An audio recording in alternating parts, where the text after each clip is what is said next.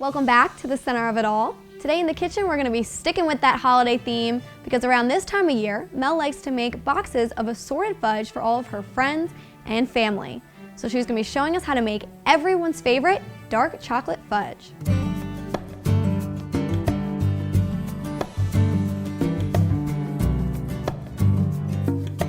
Everybody remembers their first bite of fudge, that creamy confection made with milk, butter, sugar, and flavoring.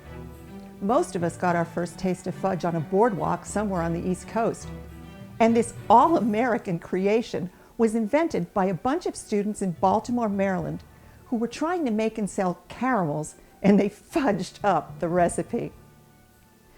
The most popular flavors of fudge are dark chocolate, milk chocolate, and peanut butter, followed by butterscotch, maple, and vanilla. Join me right here at the stovetop this morning while I show you how to make America's favorite dark chocolate fudge. American fudge is creamy and smooth. It's not grainy, it's not crumbly, it's not cloyingly sweet. When it's served at room temperature, it's typically spreadable, which is why it's usually served with a little plastic tasting knife. I'm going to start by stirring together one 14-ounce can of sweetened condensed milk,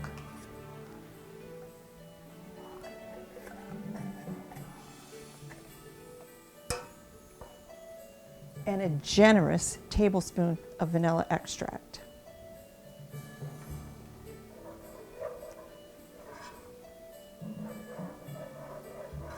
I'm going to put my 4-quart saucepan over medium heat.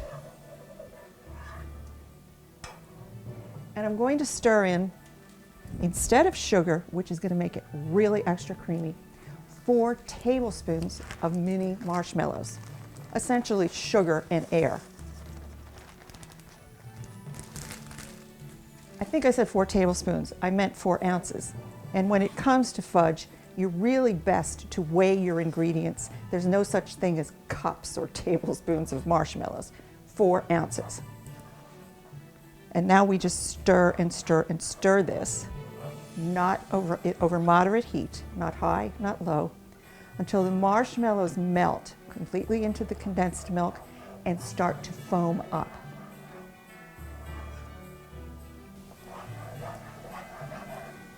And this is my base recipe for fudge. So while I'm making dark chocolate today, because I'm going to be adding dark chocolate morsels, milk chocolate fudge, milk chocolate morsels, butterscotch fudge, butterscotch morsels, cinnamon fudge, cinnamon chips. Switch up your flavorings from vanilla, maple extract, cherry extract, coconut extract, you name it. The possibilities are endless. And this does take a few minutes. And again, moderate heat, because the sugar in the marshmallows, it will scorch. They're starting to disintegrate now, and the mixture's starting to get foamy. Now this is where you want to watch it real carefully. Get all those marshmallows to totally melt, uniform in color, and right towards the very end, we want to turn our heat off. Now I'm going to stir in 1 stick of salted butter. If you're not using salted butter, you're going to want to add a 1/4 teaspoon, 1/2 teaspoon of salt to bring up the flavor of the sugar. It's a key when you're making any kind of baked goods to make sure that you've got enough of salt in the recipe.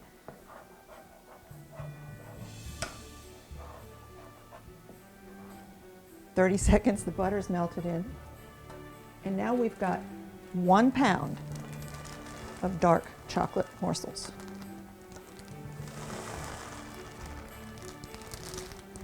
We're going to stir this on the still warm stovetop. Don't take it off of the stove. And again, this can scorch really quickly, so just keep stirring and stirring. It's easy. It's also a foolproof recipe. If you wanted to add nuts or toasted coconut, now would be the time to do it. I'm just making the classic base recipe of dark chocolate fudge. Toasted coconut, toasted walnuts, toasted pecans, toasted almonds, dried fruits or nuts, or dehydrated fruits,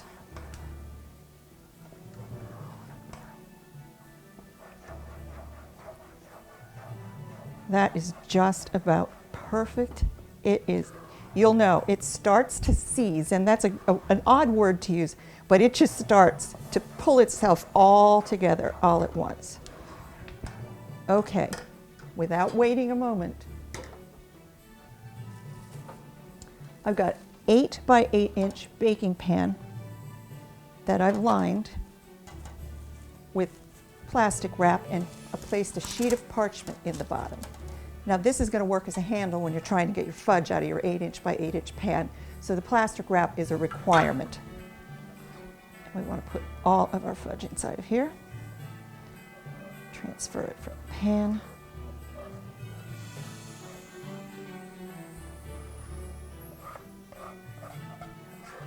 If you have kids, now's the time to call them, or a husband, because they're going to want to lick the pot and the spoon. Now, at this point, we just let our fudge sit open to the air for about an hour. You'll notice that it'll go from a glossy to a matte finish, and that's the sign when you can cover it up, put it in the refrigerator overnight, and then slice it to serve it. I've made all my favorite flavors of fudge this week, and I'm going to be boxing these up to share with family and friends over the holidays. My dark chocolate fudge is cooling. My peanut butter fudge is ready to cut. My toasted coconut milk chocolate is my favorite. My husband loves butterscotch with bits of brickle. My hairdresser adores maple walnut. And everybody loves my double cherry vanilla fudge. For these and all of my fudgy recipes, just go to my website.